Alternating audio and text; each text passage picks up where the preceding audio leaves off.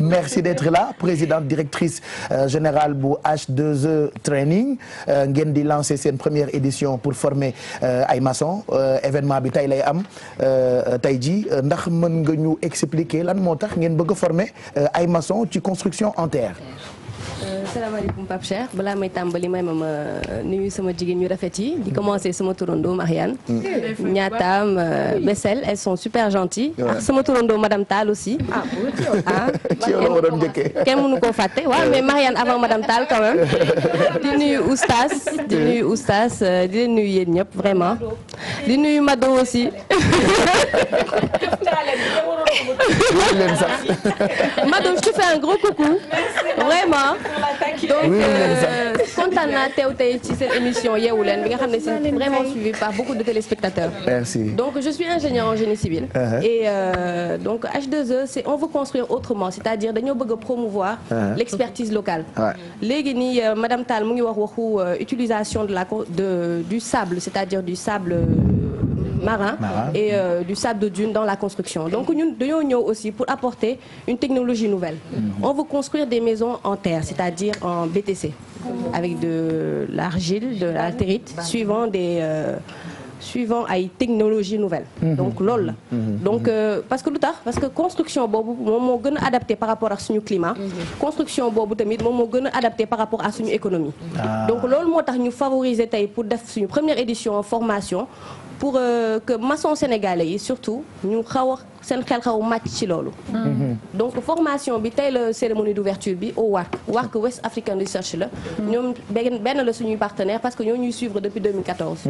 mais formation bi en tant que telle dañ koy def à l'IAG Institut africain de gouvernance avec une partie théorique. et aussi ça se fera aussi à l'école supérieure polytechnique. foofu nag dañ fay def une formation pratique avec la construction d'une salle. donc vraiment la salle nous permettra après de faire un suivi par rapport à des tests thermiques. D'accord. donc c'est ça. D'accord. Qu'est-ce qu'il faut pour bokk ci maçon bu nekk mën na ñëw ou il faut être diplômé ou être dans une ci école pour bokk ci.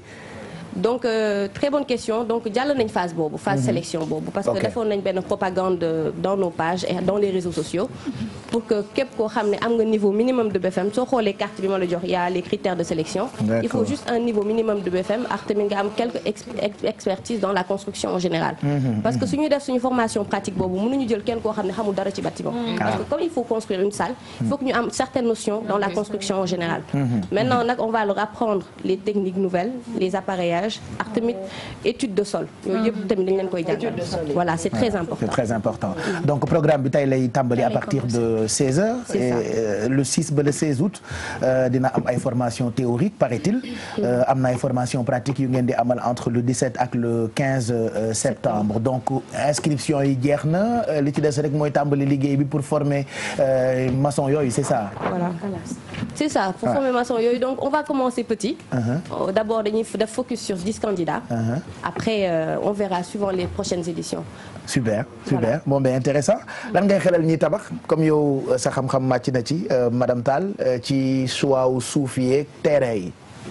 waaw ça c'est très important man si man kuy tabax ku nekk da nga war a tamit dem seet koo xam ne xelam màcc na ci wàllum tabax loolu c'est très important day tax doo sànni sa xaalis que ëllëg tamit du am ay problème de fissure wala de structure dans le milieu donc képp kuy tabax war nga dem seeti architecte mu defal le plan dem seeti ingénieur mu defal le construction wala mu defal le suivi construction ndax c'est très important le suivi sinon on fait du n'importe quoi. C'est vrai.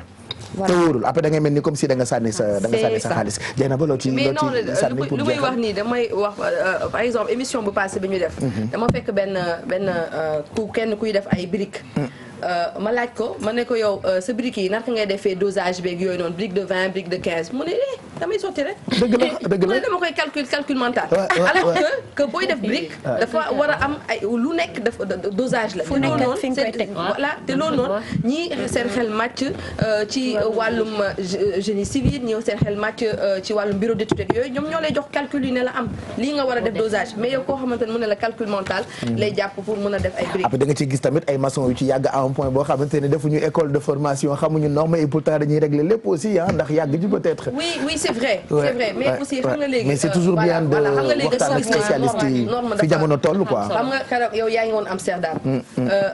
Amsterdam dafa am benn quartier bi nga xamante ne les maisons c'est des maisons dansantes.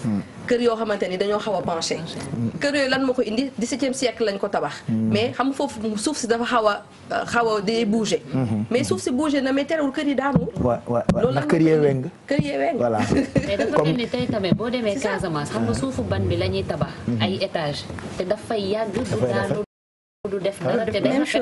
je sais pas madame Tall j'avais vu période bi ñuy doog a créer case des tout petits tabax yi daawul yàgg am na ci boo xamante ni en 10 jours pare na quoi j'ai vu que dañ doon jël ay saaku xaw ma ban ou suuf lañ ci daan dugal mais tabax bu ma musul woon gis ba pare yàggul woon te pourtant case des tout petits yooyu noonu je pense que mu ngi exister ba léegi. mais Pape Cheikh c'est-à-dire que construction boobu noonu ay genre puzzle la. da ngay jël rek da ngay ñëw da ngay defar structure yi feneen ngay ñëw rek di teg c'est-à-dire que da ngay ñëw rek di voilà c'est ça moom lañ defaree passerelle yi ak chinois yi pratiquement yi ñu indi yëpp structure la yooyu defar rek di ñëw di def genre puzzle la rek nga defar montage voilà merci Marianne. Merci léegi man nag mënuma terminer sans pour autant nag quand même faire un appel parce que je pense que c'est pour ça qu'on est là faire un appel au ministère hein, parce que c'est vrai que ay doomu Sénégal da nga c'est pour ça qu'on est là on t'a invité aussi gratuitement hein. Donc, oui mais bien sûr c'est pas le contraire oui invité gratuitement et gracieusement damay wax rek ne que ministère yi suñu déggee lii ñu ñëw jàpp ci vraiment ministère de l'urbanisme et de l'habitat ministère de la formation professionnelle et de l'apprentissage et de l'artisanat parce que ça les interpelle même fekkee ne que je les ai interpellés par lettre ak tamit di remercier sama équipe vraiment qui sont derrière moi et qui me soutiennent depuis quelques mois on est sur ce projet de remercier les partenaires qui sont derrière et de remercier aussi ma famille plus spécialement ma mère je te fais un coucou maman n'est-ce pas merci Marianne Seck présidente directrice générale H2E Training ak première édition pour former ay maçon ci wàllu li tubaab tuddee construction en terre merci